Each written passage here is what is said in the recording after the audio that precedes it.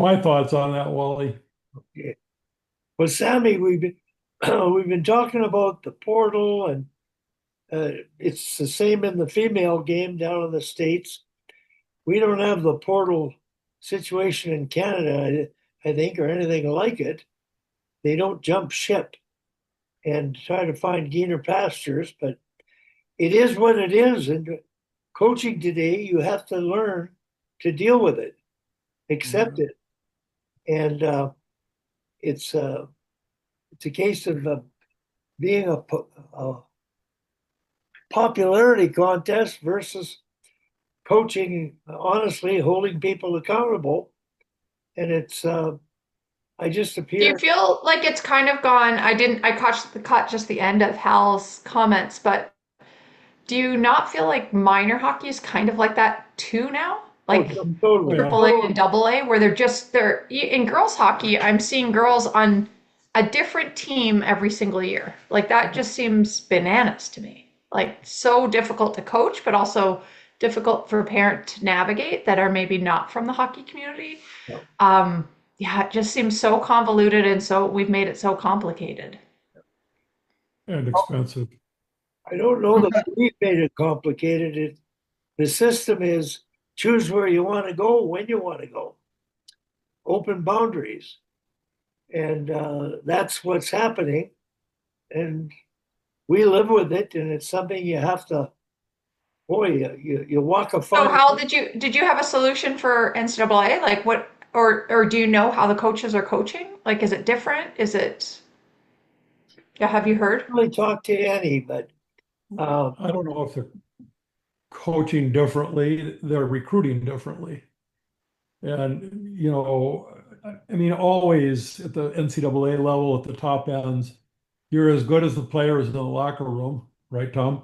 And and if you don't do a great job recruiting, you're not gonna be successful. I mean, the young man and Peter and I have talked about him that's playing Division III hockey. We had him on the ice last week, working on some skill things like picking up pucks off the rim, coming around the net, opening up, getting a decent shot, sauce passing, stuff like that.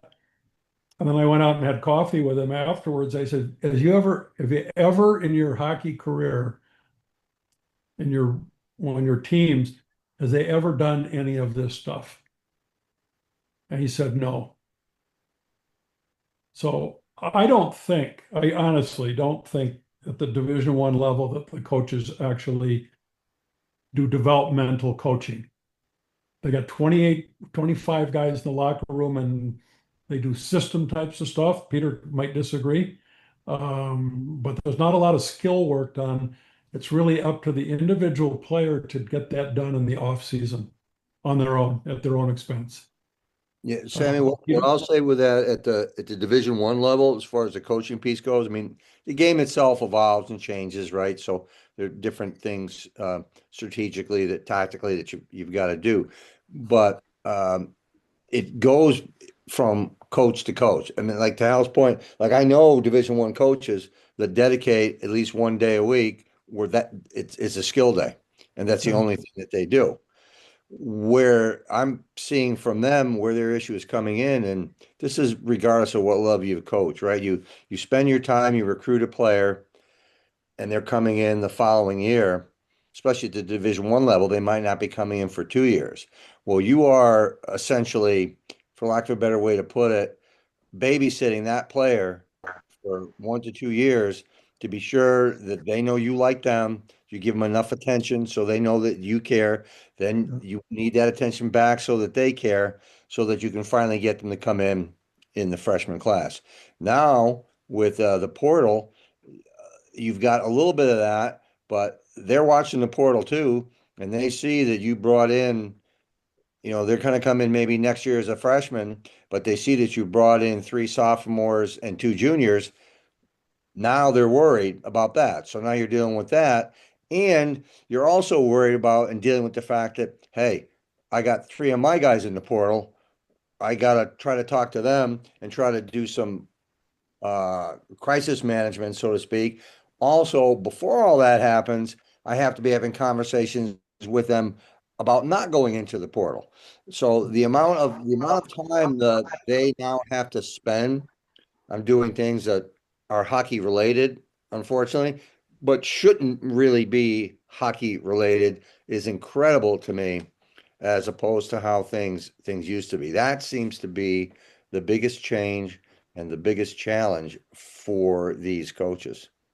But I think I think is, and I don't know if they enacted it, but going forward with the 5 years of eligibility, now you'll be able to play 5 years, Yeah, but you that have went to, yesterday they yesterday, enacted it. Hmm. yeah, but you have to stay 2 years at your first school. Now, I don't know if they put that in there, but that was proposed. So you I go don't in know. as a freshman and a sophomore, then you can transfer if you want to. Hmm. I That's a great found idea. in my coaching career that the second year I coached a player was much more impactful, relationship wise and development wise, because they knew me and I knew them. And, you know, we could, all I had to do was look at them a certain way. And I got, I got they knew what I was thinking about. I didn't have to bark at them. Yeah, and that I'm curious if that's in there, Hal, in this wonderful litigious world that we live in. Yeah, So here's the scenario. I've got to be there 2 years. I can't go in until my junior year. Well, right. School X wanted me in my sophomore year, but I couldn't go. They won the national championship, Yeah, which impacted my ability to play on a national championship team and show what I could do in front of the NHL scouts and pro scouts where I wanted to go. yeah, So there you go. Like that. If that's in, you guaranteed somebody's going to do that. yeah. Somebody's going to do that. It's just it's crazy. And Sammy, to your point about kids jumping in different programs, as soon as uh, individuals found that wow, you can really make some money with these youth organizations, it went nuts. In my state, I've never seen so many. They have something called supplemental tryouts. And a supplemental tryout, when you read between the lines, means, oh my God, we don't have enough kids to field our teams.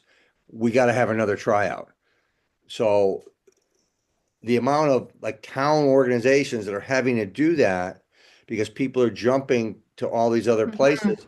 Because if I tell you, hey, if I tell you you're going to be a college player for sure, this is what we do here. You come play for us.